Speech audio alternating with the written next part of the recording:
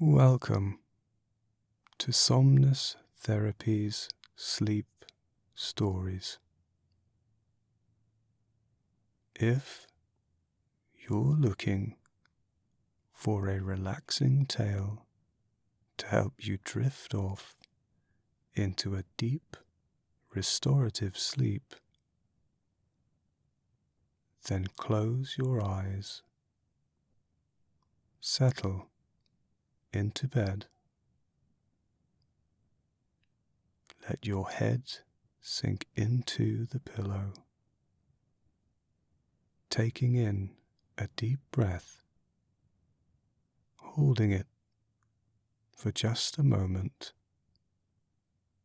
and now let it all go as we start our retelling of tonight's story, Treasure Island.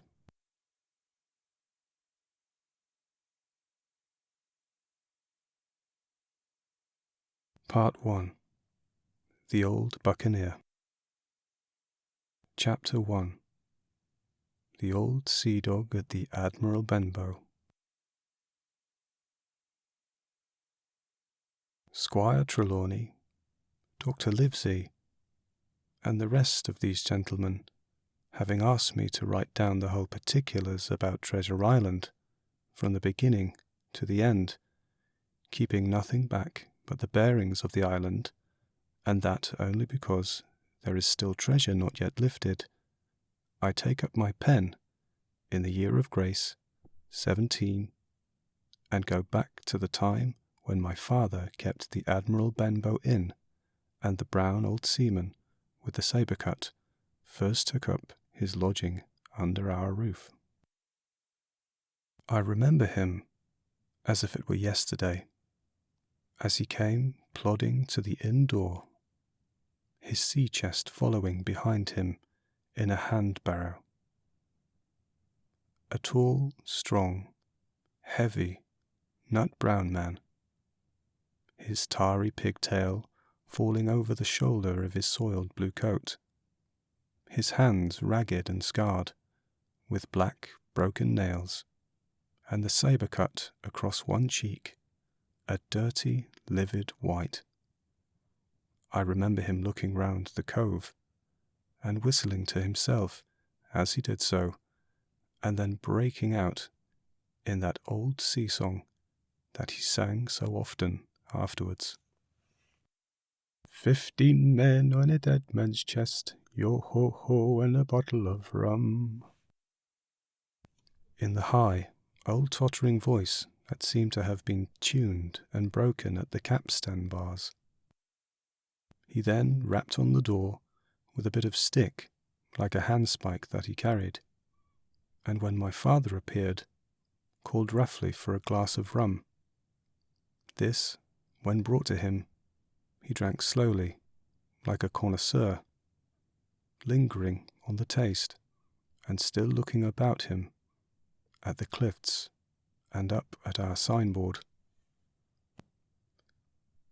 "This is a handy cove," he said at length, "and a pleasant situated grog shop. Much company, mate?" My father told him no. Very little company, the more was the pity. "Well then," he said, "this is the berth for me. Here you, matey," he cried to the man who trundled the barrow. "Bring up alongside and help up my chest. I'll stay here a bit," he continued. "I'm a plain man. Rum and bacon and eggs is what I want. And that the head up there for watch the ships off. What you mought call me? You mought call me captain. Oh, I see what you're at. There." And he threw down 3 or 4 gold pieces on the threshold. "You can tell me when I've worked through that," says he, looking as fierce as a commander. And indeed, as bad as his clothes were, and coarsely as he spoke, he had none of the appearance of a man who sailed before the mast, but seemed like a mate or skipper, accustomed to be obeyed or to strike. The man who came with the barrow told us the mail had set him down the morning before at the Royal George, and he had inquired what inns there were along the coast, and hearing of ours well spoken of, I suppose, and described as lonely, had chosen it from the others for his place of residence. And that was all we could learn of our guest. He was a very silent man by custom. All day he hung around the cove or upon the cliffs with a brass telescope. All evening he sat in a corner of the parlour next to the fire and drank rum and water very strong. Mostly he would not speak when spoken to, only look up sudden and fierce, and blow through his nose like a foghorn. And we and the people who came about our house soon learned to let him be. Every day, when he came back from his stroll, he would ask if any seafaring men had gone by along the road. At first, we thought it was the want of company of his own kind that made him ask this question, but at last we began to see he was desirous to avoid them. When a seaman did put up at the Admiral Benbow, as now and then some did, making by the coast road for Bristol, he would look in at them through the curtained door before he entered the parlour, and he was always sure to be as silent as a mouse when any such was present. For me, at least, there was no secret about the matter, for I was, in a way, a sharer in his alarms. He had taken me aside one day and promised me a silver fourpenny on the 1st of every month if I would only keep my weather eye open for a seafaring man with one leg, and let him know the moment he appeared.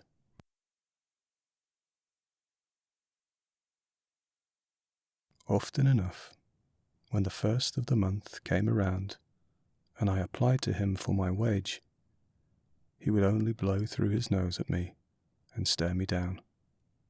But before the week was out, he was sure to think better of it, bring me my fourpenny piece, and repeat his orders to look out for the seafaring man with one leg.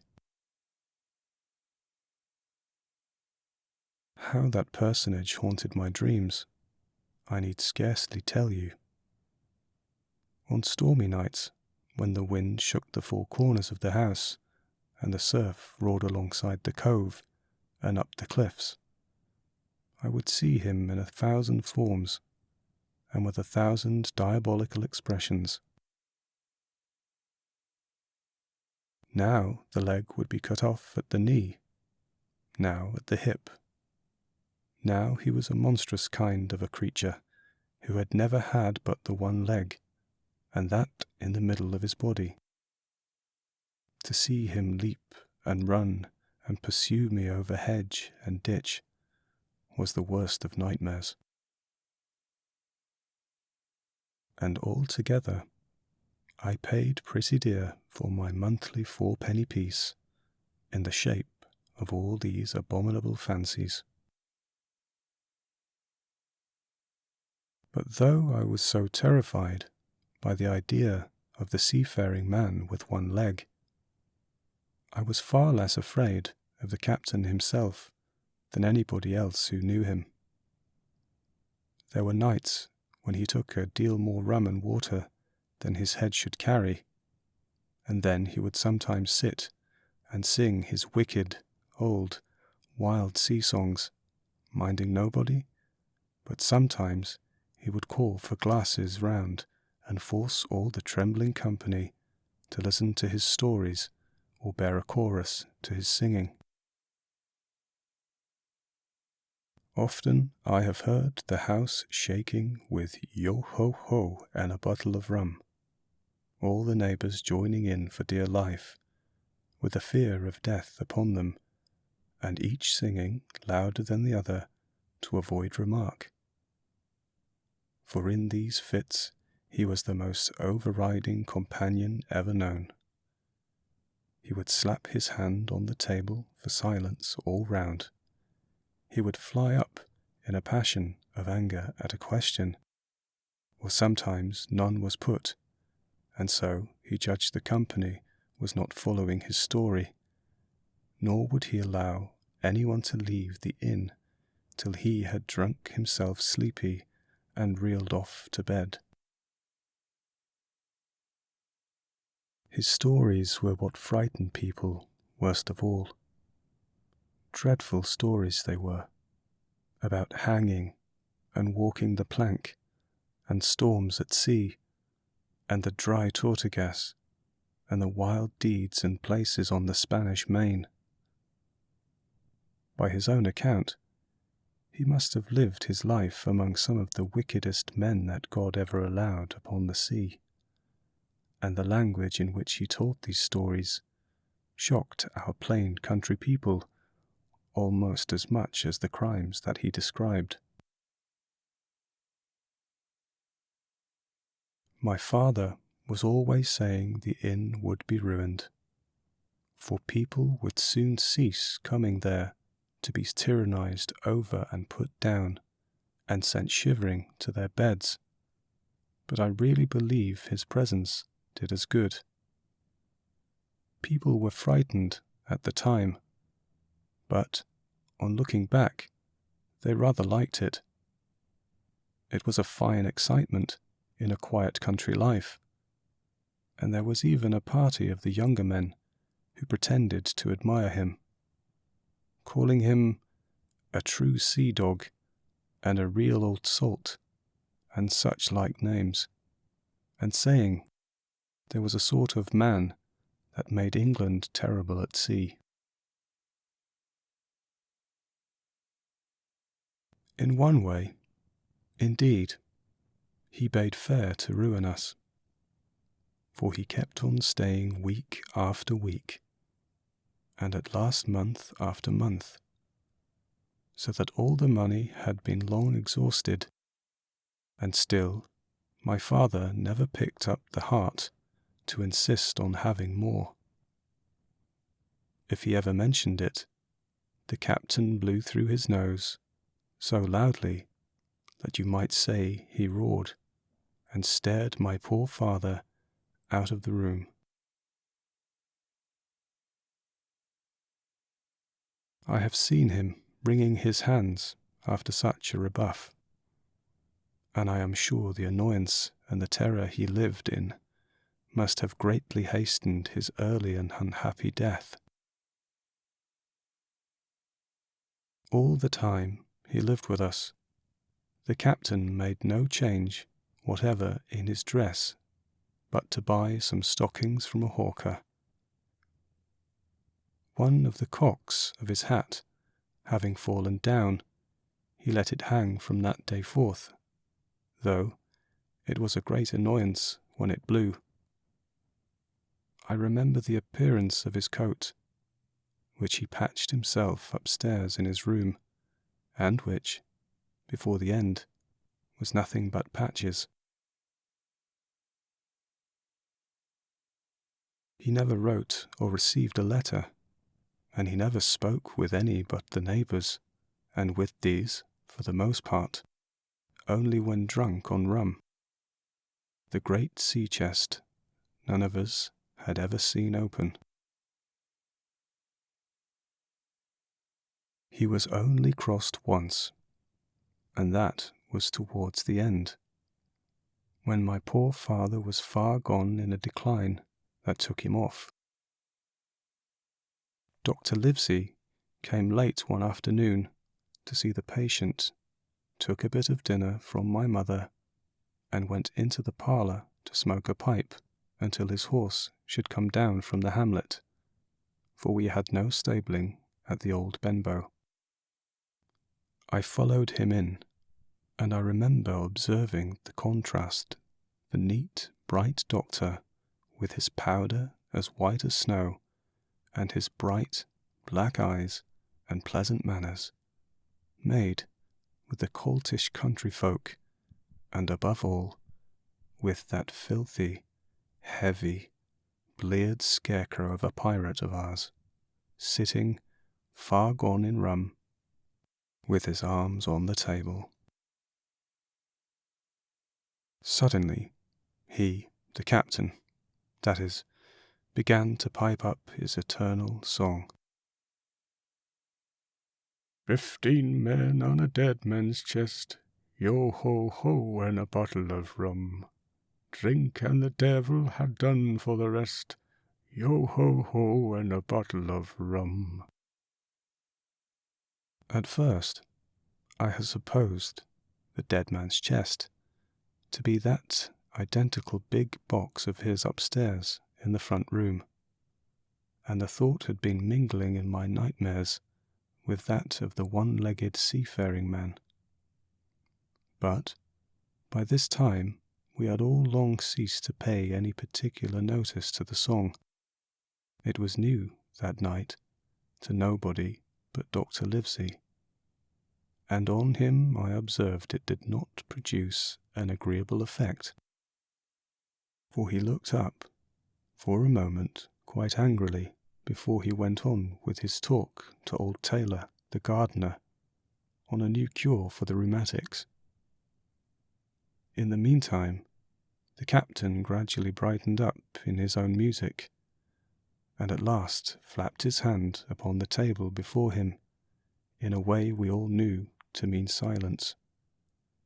The voices stopped at once, all but Dr. Livesey's. He went on as before, speaking clear and kind, and drawing briskly at his pipe, between every word or two. The captain glared at him for a while, flapped his hand again, glared still harder, and at last broke out with a villainous, low oath. "Silence there, between decks." "Were you addressing me, sir?" says the doctor. And when the ruffian had told him, with another oath, that this was so, "I have only one thing to say to you, sir," replies the doctor, "that, if you keep on drinking rum, the world will soon be quit of a very dirty scoundrel." The old fellow's fury was awful. He sprang to his feet, drew and opened a sailor's clasp knife, and balancing it open on the palm of his hand, threatened to pin the doctor to the wall. The doctor never so much as moved. He spoke to him as before, over his shoulder and in the same tone of voice, rather high, so that all the room might hear, but perfectly calm and steady. "If you do not put that knife this instant in your pocket, I promise you, upon my honour, you shall hang at the next assizes."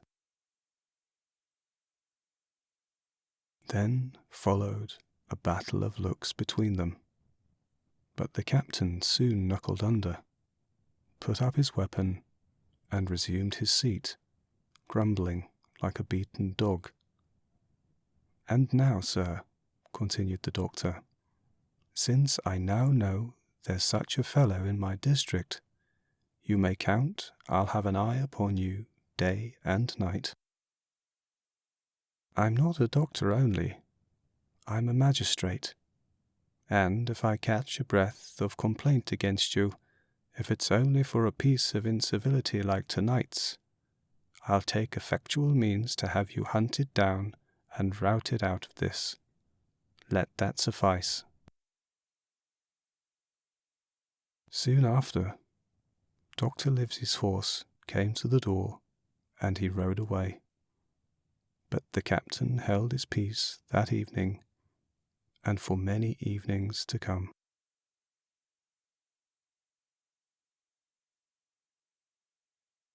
We hope you enjoyed this retelling of Treasure Island and have drifted off into a blissful slumber.